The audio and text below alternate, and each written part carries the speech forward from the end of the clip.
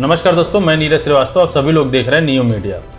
भारत जोड़ो यात्रा याद कीजिए, जब राहुल गांधी जी ने शुरू की थी तो जो भी मेन स्ट्रीम मीडिया थी, मुख्य धारा की मीडिया, वो इसको नहीं दिखाती थी। क्यों नहीं दिखाती थी? क्योंकि इसको कहीं ना कहीं पीएमओ से आदेश था कि राहुल गांधी जी को कैप्चर नहीं करना है और किसी भी कीमत पे नहीं करना है। उसके बाद ये यात्रा इतनी सफल हुई थी कि अगर गौर से देखा जाए तो जितने भी सोशल मीडिया थे उस पर राहुल गांधी जी ही छाए हुए थे। लेकिन उस समय तक सोशल मीडिया को लोग बहुत सीरियसली नहीं लिया करते थे और उनके जितने भी व्यूज थे उनको एक तरीके का एंटरटेनमेंट का सिर्फ साधन माना जाता था। कभी भी उस पर सीरियस होकर कोई भी नहीं लेता था। जब राहुल गांधी जी ने दूसरी यात्रा शुरू की, भारत जोड़ो न्याय यात्रा, तो उसको एकदम रिस्ट्रिक्टेड कर दिया गया था कि भारत जोड़ो यात्रा को तो कुछ दिखाया ही गया था, लेकिन भारत जोड़ो न्याय यात्रा को तो एकदम ऐसे बता दिया गया था कि सफल नहीं हुई। जबकि उन दोनों यात्राओं का ही असर 2024 के इलेक्शन में, अगर आप गौर करें तो उसी का असर कर्नाटका के इलेक्शन में भी था और जिसकी वजह से कांग्रेस 2024 में 99 सीटें पाती है केंद्र के इलेक्शन में और कर्नाटका में भी अपनी सरकार बनाती है। अब राहुल गांधी जी को इन दोनों यात्राओं से ये समझ में आ चुका है कि देश के लोगों को कैसी राजनीति चाहिए। उनको आज की डेट में जो बीजेपी की राजनीति है, हिंदूवादी राजनीति, और जो नफरती राजनीति है, वो हमारे देश के आने वाली जनरेशन या जो मिड में बैठी हुई 40 से 60 साल की एज की जनरेशन को अब नहीं चाहिए। याद कीजिए, जिस समय 2014 से 2024 का जो भी सफर रहा है मोदी जी का, उस समय अगर आप मेन स्ट्रीम मीडिया को 2018 से 2024 तक का अगर कैलकुलेशन करें तो आपको ये पता चलेगा कि लगभग 20 ऐसे कार्यक्रम मेन स्ट्रीम मीडिया में हर दिन होते थे जो सिर्फ नफरती होते थे, यानी कि हिंदू और मुस्लिम को लेकर ही सिर्फ टारगेट किया जाता था। इसी तर्ज पर बीजेपी 80-20 का रूल अप्लाई करती थी और 20% अल्पसंख्यक के खिलाफ 80% हिंदुओं को खड़ा करने की कोशिश करती है और कहीं ना कहीं वो सफल भी रही। लेकिन कहते हैं ना कि बार बार एक ही चीज को बोलते रहिए तो लोगों के दिमाग में बैठने लगता है कि बार बार क्यों बोला जा रहा है। सेम वैसे ही 2024 के इलेक्शन में हुआ और एक अंडर करंट था और अंडर करंट ने यह दिखाया कि एक मजबूत विपक्ष देश के सामने लाके खड़ा कर दिया। और जब ये मजबूत विपक्ष सामने खड़ा होता है तो राहुल गांधी जी ने जो लगभग 2 सालों में काम किए थे उसकी एनालिसिस शुरू होती है और ये पता चलता है कि भारत जोड़ो यात्रा, भारत जोड़ो न्याय यात्रा अंदर से बहुत ज्यादा सफल होती, यानी कि ब्लॉकबस्टर फिल्म की तरह थी, लेकिन उसको कहीं ना कहीं मीडिया में दबाया जाता रहा। कहते हैं ना कि सूरज को कितनी देर तक आप रोक सकते हैं चमकने से। आज राहुल गांधी जी सूरज की तरह ही पूरे देश के सामने चमकता हुआ एक सितारे की तरह हैं और राहुल गांधी जी अब तैयारी कर रहे हैं कि तीसरी यात्रा की, जिसको डोजो यात्रा कहा जा रहा है। ये यात्रा एक्चुअल में है क्या कि ये भारत जोड़ो यात्रा और भारत जोड़ो न्याय यात्रा की तरह ही है, उसी तर्ज पर है अभी। लेकिन कांग्रेस की तरफ से कोई भी आधिकारिक पुष्टि नहीं है कि ये यात्रा कब शुरू होगी और कब खत्म होगी। लेकिन पूरे सोशल मीडिया में, मेन स्ट्रीम मीडिया में ये बात चल पड़ी है कि भारत जोड़ो यात्रा और न्याय यात्रा के तर्ज पर डोजो यात्रा की जाएगी। हमारे दर्शकों को हो सकता ना पता हो तो हम बताएं, राहुल गांधी जी, मोटे शब्दों में समझिए कि राहुल गांधी जी जूडो कराटे के ब्लैक बेल्ट हैं और यही डोजो जो शब्द है ये उसी का एक पार्ट है जूडो कराटे का, जो कि जापानीज टेक्नोलॉजी है। वो देश में इसको फैलाना चाहते हैं। अब बहुत सारे लोग ये सोचने पर मजबूर हैं कि ये यात्रा शुरू करने के पीछे रीजन क्या है राहुल गांधी का।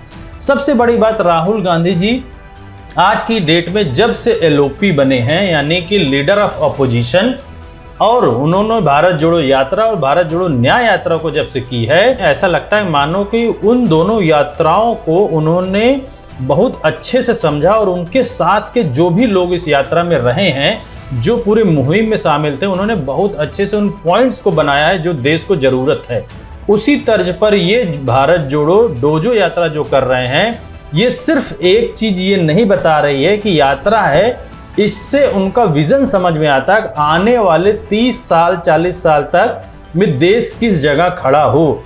क्योंकि सबसे बड़ी बात क्या है कि आज एलओपी बनने के बाद उनको ये समझ है, पूरे देश को भी ये पता है कि आने वाले समय के वो प्रधानमंत्री हैं और उन्होंने अपने प्रधानमंत्री के पद लेने से पहले ही अपने प्रधानमंत्री पद के कार्यों को और देश को आगे बढ़ाने के लिए अभी से शुरुआत कर दी है, क्योंकि आने वाले 30-40 सालों के बाद टेक्नोलॉजी जितनी बढ़ जाएगी, हमारा पड़ोसी देश चाइना हो, पाकिस्तान हो या अदर कोई भी कंट्री हो, वो इन सब टेक्नोलॉजीज को पहले ही अडॉप्ट कर चुका है। यानी पहले से ही चाइना में ऐसी ऐसी कलाएं हैं जो कि बहुत स्ट्रांग है, कम से कम 25-30 लोगों को एक साथ मार गिराने की क्षमता रखती है। यानी कि आज अगर हम इस चीज को सोचें तो ये सिर्फ राजनीतिकरण नहीं है, राहुल गांधी जी का एक विजन है देश को उस जगह तक पहुंचाने का कि किसी भी तरीके के शस्त्र या शास्त्र की जरूरत पड़े देश को तो हमेशा उनके पास उपस्थित हो, ना कि उस समय वो ढूंढना शुरू करे। यहीं से समझ में आता है कि राहुल गांधी जी या कांग्रेस का जो आज की डेट में नेतृत्व है और जो बीजेपी के आज के डेट के नेतृत्व में बहुत बड़ा अंतर आ चुका है। जिस चीज को 10 सालों से लोग दबाने की कोशिश कर रहे थे वो अब धीरे धीरे उभर कर आ रही है और राहुल गांधी जी के विजन को अब पूरा देश समझने भी लगा है। जो मोदी जी 2047 का विजन दिखाने की कोशिश कर रहे थे वो लोग नकार चुके हैं और राहुल गांधी जी के आने वाले समय में जो भी विजन है देश को खड़ा करने का वो आम जनता बहुत अच्छे से समझ रही है और इसी तर्ज पे उनसे लोग जुड़ने की कोशिश कर रहे हैं। अगर गौर कीजिए, राहुल गांधी जी अगर याद कीजिए, अपने कुछ इंटरव्यूज में उन्होंने बोला कि पुराने राहुल गांधी जी को वो खत्म कर चुके हैं, परिवर्तित कर चुके हैं। उन्होंने नेगेटिव वर्ड बोला था, वो हम नहीं बोलना चाहते हैं क्योंकि वो अपशगुन वर्ड है, लेकिन राहुल गांधी जी ने अपने आप को पूरी तरीके से परिवर्तित कर रखा। ऐसे ही उन्होंने कांग्रेस पार्टी को भी पूरा परिवर्तित कर दिया। वो कांग्रेस पार्टी ना होकर के इंडिया गठबंधन हो चुकी है और उस इंडिया गठबंधन के क्षेत्र दर क्षेत्र जो भी चेहरे हैं वो एकदम युवा हैं और ऐसे चेहरे हैं जो पुरानी राजनीति को भी समझते हैं और आने वाली राजनीति को भी समझ रहे हैं कि देश को किस डायरेक्शन में ले जाना है। अगर आप गौर करें तो उत्तर प्रदेश में अखिलेश यादव जी की उम्र लगभग 45 से 50 के बीच मिलेगी, तेजस्वी यादव की 35 से 40 के बीच में मिलेगी।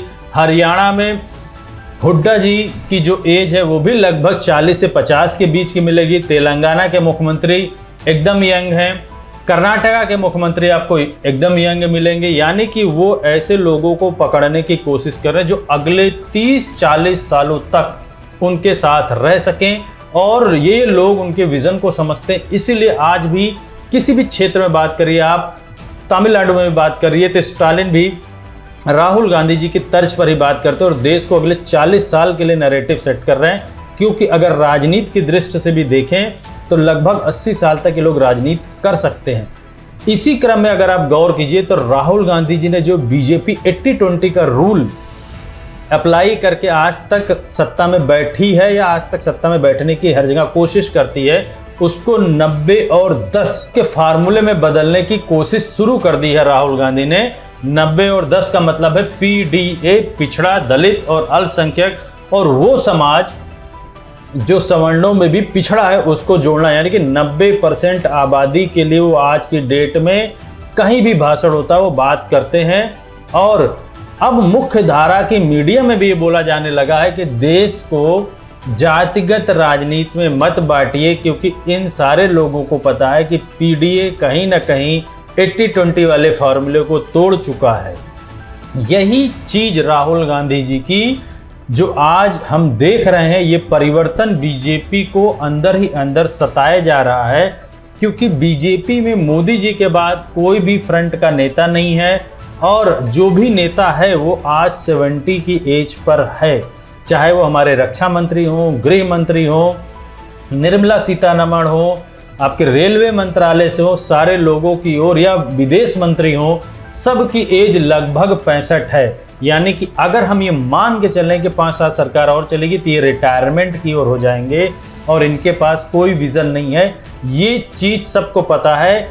यही डर बीजेपी को सता रहा है कि आने वाले 30 सालों तक कांग्रेस को कोई, अगर 2029 में कांग्रेस की सरकार बनती है या बीच में भी कभी बन जाती है 25, 26, 27, 28 में, तो मान के चलिए अगले 30 सालों तक कोई सरकार से इनको हिला नहीं सकता। यही बीजेपी का डर और आरएसएस का डर सता रहा है।